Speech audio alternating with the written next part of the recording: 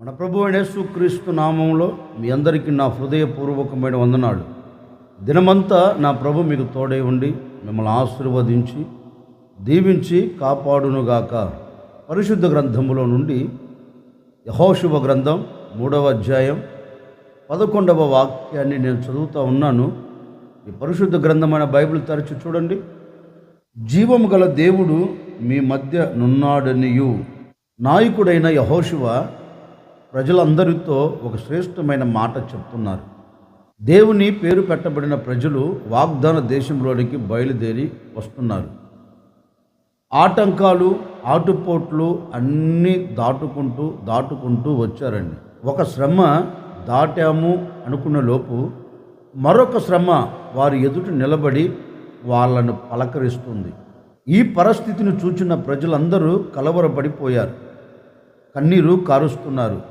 ఏంటా వాగ్దానం చేయబడిన దేశంలోకి వెళుతున్నాం అనే మాట మనం చెప్పుకుంటున్నాం, కానీ శ్రమ వెమ్మటి శ్రమ మనకు కలుగుతుందేంటి?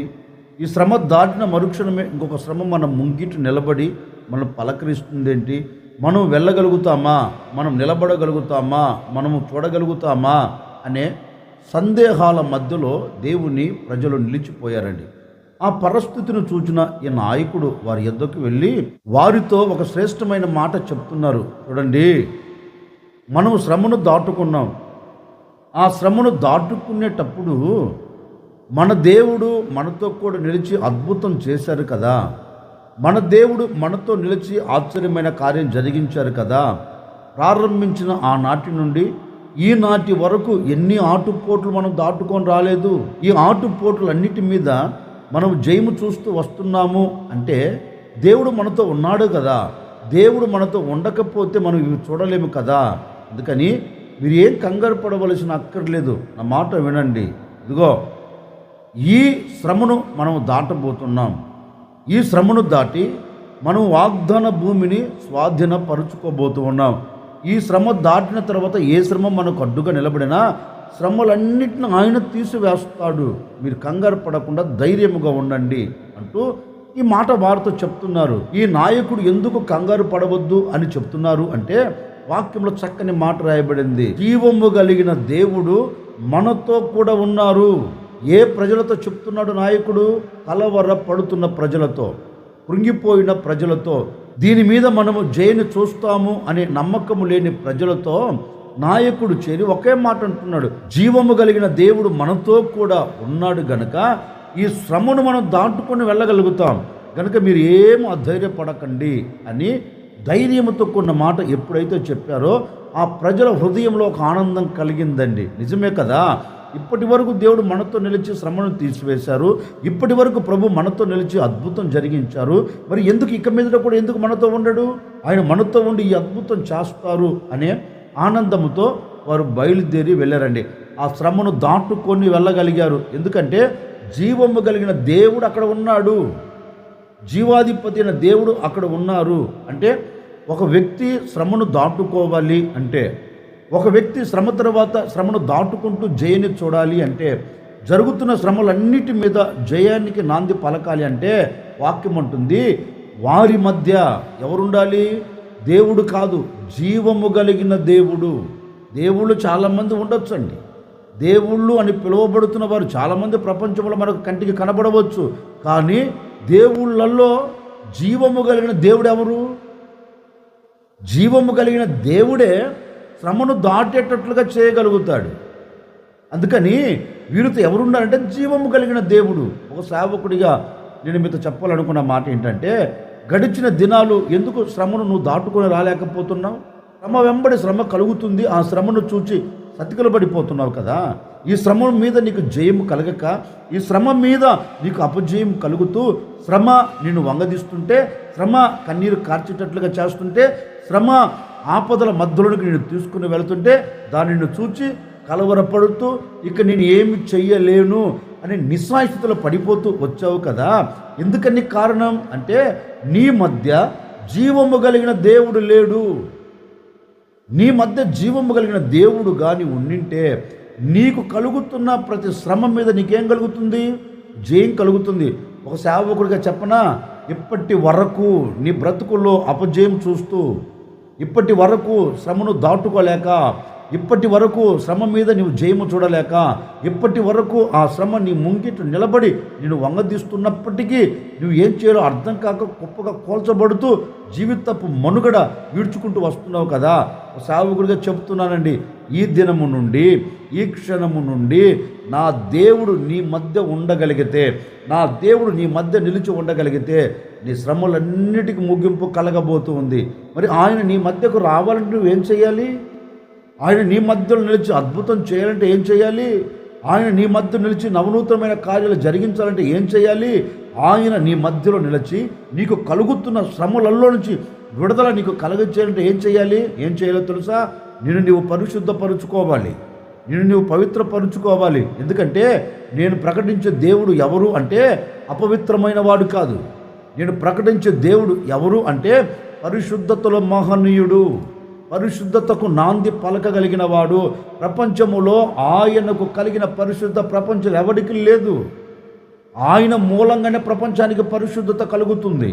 అందుకే వాక్యం చెప్తుంది కదా, నేను పరిశుద్ధుడై ఉండినట్లుగా మీరును పరిశుద్ధులై ఉండండి. అంటే దేవుడెవరు? పరిశుద్ధత కలిగిన వాడు. దేవుడెవరు? పరిశుద్ధతకు నాంది పలకగలిగిన వాడు, పరిశుద్ధతను స్థాపించగలిగిన వాడు. ఆయన అంటాడు కదా, నాలో పాపమున్నదని వీళ్ళు ఎవరైనా నిరూపించగలరా అంటే ఆయన పాపము లేని పరిశుద్ధుడు. చూపులో కానీ, మాటలో కానీ, నడకలో కానీ, పడకలో కానీ, వస్త్రధారణలో కానీ, ఒక్క మాటలో చెప్పాలంటే అరికాలు మొదలుకొని నడినెత్తు వరకు అణువున ప్రతి పరమాణువున మనం భూతద్దం పెట్టి వెతికినా నేను ప్రకటించే యేసు క్రీస్తులో ఏ పాపము కంటికి కనపడదండి. అంతటి పరిశుద్ధుడు. ప్రపంచానికి సవాలు చేశాడు, ప్రపంచముతోనే సవాలు చేసి మాట్లాడాడు. నాలో పాపం ఉన్నదని మీరు ఎవడైనా చెప్పగలడా? ప్రపంచం యేసు ఎదుట మౌనమైపోయింది. పాపం లేని పరిశుద్ధుడు గనక ప్రపంచం నోటి మీద వేలేసుకుందండి. ఇప్పుడు ఆ దేవుడు నీతో రావాలి అంటే, ఆ దేవుడు నీతో నివసించాలంటే నువ్వు ఎలా మారాలి? పరిశుద్ధత కలిగిన వ్యక్తిగా మారాలి, పవిత్రమైన వ్యక్తిగా నువ్వు మారాలి. పరిశుద్ధమైన వ్యక్తిగా నువ్వు మారితే నా ప్రభువైన యేసుక్రీస్తు నీ మధ్య నివాసం చేస్తాడు. నీ మధ్య నివాసం చేసి నీకు కలుగుతున్న ప్రతి శ్రమలో నుండి ఆయన నిన్ను తప్పించి శ్రమలన్నిటి మీద ఏం కలగ చేస్తాడు? నీకు జయాన్ని కలగ చేస్తాడు. ఓ సేవకుడికి మనసారా కోరుకుంటున్నానండి, ఏ పాపములో నిలిచిపోయావు, ఏ పాపములో నిలిచిపోయి ఏ కష్టమును అనుభవిస్తున్నావు గనుక ఈరోజు ఈ మాటలు వింటున్న నీవు క్రీస్తు రక్తంతో కడగబడి, క్రీస్తు రక్తంతో పరిశుద్ధపరచబడి పవిత్రమైన వ్యక్తిగా నువ్వు మారాలని నిర్ణయం తీసుకొని ఆయన దగ్గరికి నువ్వు రాగలిగితే నిశ్చయముగా ఆయన నీతో నివాసం చేయుటకు ఆయన దిగి రాబోతూ ఉన్నాడు. ఆయన నీతో నివాసము చేసి, ఆయన నీతో నిలిచి నీలో ఉన్న అపవిత్రతను తీసివేసి ఆయన నీ పట్ల అద్భుతమైన కార్యం జరిగిస్తాడు. ఓ సేవకుడు కోరుకుంటున్నానండి, ఈ దినము నుండి నువ్వు దేవుని వైపు తిరగగలిగితే, ఈ దినము నుండి నువ్వు దేవుని మీద ఆధారపడి నీవు ఆయనను పిలవగలిగితే, నిన్ను నువ్వు పరిశుద్ధపరుచుకొని, నిన్ను నువ్వు పవిత్రపరుచుకొని పరిశుద్ధుడైన దేవుని నువ్వు ఆహ్వానించగలిగితే నిశ్చయముగా వాక్యం చెప్తుందండి, నేను మీతో నివసించి, నేను మీలో నివసించి మీకు కలిగిన శ్రమలన్నిటినీ నిన్ను నీవు పరిశుద్ధపరుచుకొని యేసయ్యను ఆహ్వానించగలిగితే యేసుక్రీస్తు నీతో నిలిచి నిన్ను వెంటాడుతున్న ఏ శ్రమైనా, నీవు దాటలేని ఏ శ్రమైనా, నీ ముంగిటి నిలబడి కలవర పెడుతున్న ఏ శ్రమైనా నా దేవుడు వాటన్నిటి మీద నీకు జయమును కలగ చేయబోతూ ఉన్నారు. శ్రమల మధ్యలో నా ప్రభు నీ మధ్య నిలిచి ఉండబోతూ ఉన్నారు. నీ శ్రమల మధ్య ఆయన నీతో కూడా నిలిచి, నీతో కూడా ఉండి నీ శ్రమలన్నిటికీ ముగింపు కలగ చేయబోతున్నాడండి. అందుకని నీవు నీ శ్రమల మధ్యలో, నీ మధ్యలోనికి నీవు ఆహ్వానించగలిగితే నిశ్చయముగా ఆయన నీ మధ్యలో నిలిచి ఒక అద్భుతమైన కార్యమును జరిగించబోతూ ఉన్నారు. అందుకే వాక్యంలో రాయబడింది, జీవము కలిగిన దేవుడు మీ మధ్య ఉన్నారు. అంటే పరిశుద్ధతకు నాంది పలకగలిగిన దేవుడు మీ మధ్య ఉన్నాడు కనుక ఈ శ్రమలన్నింటినీ దేవుడు దాటేటట్లుగా చేయగలుగుతాడు. ఓ సేవకుడిగా నేను కూడా కోరుకొని ఈ మాటలు ముగిస్తున్నానండి. నీ శ్రమ తొలగిపోవాలి అంటే, నీ వేదన తొలగిపోవాలంటే, నీ బాధకు ముగింపు కలగాలంటే, నీకు ఆరోగ్యము కలగాలంటే, నీకు క్షేమము కలగాలంటే నా ప్రభువు అయిన యేసుక్రీస్తు నీ మధ్య ఉండగలిగితే అద్భుతాన్ని నువ్వు చూడబోతూ ఉన్నావు. వీటన్నిటికీ ముగింపు కలగబోతుంది. అందుకని నా ప్రభును నీ మధ్యలోనికి నువ్వు ఆహ్వానించు చూడు. ఈ దినము నుండే నీవు అద్భుతాన్ని చూడబోతూ ఉన్నావు. జీవము కలిగిన దేవుడు నీ మధ్య నిలిచి నీ శ్రమలను తీసివేయునుగాక.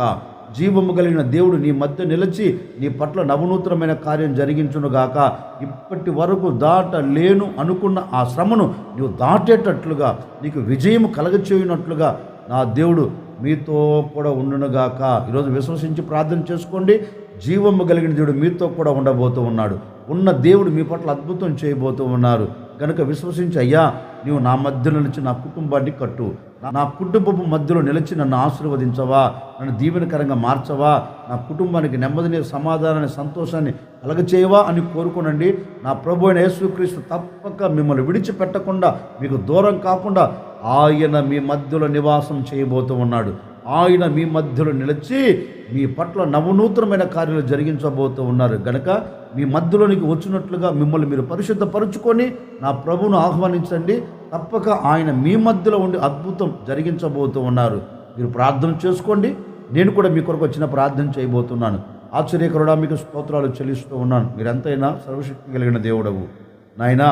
మరొక దినములు కూడా మీరు మమ్మల్ని సజీవుల మధ్య నిలబెట్టి మిమ్మల్ని స్తుతించున్నట్లుగా మీరు సహాయం చేశారు. అందును బట్టి మీకు స్తోత్రము తండ్రి. జీవము కలిగిన దేవుడు మీ మధ్య ఉన్నాడు అని మీ లేఖనాలు సెలవిచ్చినట్లుగా నాయన, మీరు మా మధ్యలో ఉండి మా శ్రమలన్నింటినీ తీసివేయాలంటే మమ్మల్ని మేము పరిశుద్ధపరుచుకొని మిమ్మల్ని ఆహ్వానించగలిగితే మీరు మా మధ్యలోకి వచ్చి అద్భుతం చేస్తారని మీరు మాట ఇచ్చినట్లుగా ఎందరైతే నిర్ణయం తీసుకున్నారో ప్రతి ఒక్కరి పట్ల మీ కార్యాలు జరిగించి మీరు వారి మధ్యలో నిలిచి అద్భుతాలు కలగచేసి శ్రమలన్నిటిని కొట్టివేసి సాక్షిగా నిలుపుకోమని యేసు నామములు అడిగి వేడుకొనుచున్నాము తండ్రి. ఆమెన్. దినమంతా నా ప్రభు మీ మధ్యలో నిలిచి మీ పట్ల అద్భుతమైన కార్యాలు, ఆశ్చర్యమైన కార్యాలు జరిగించునుగాక.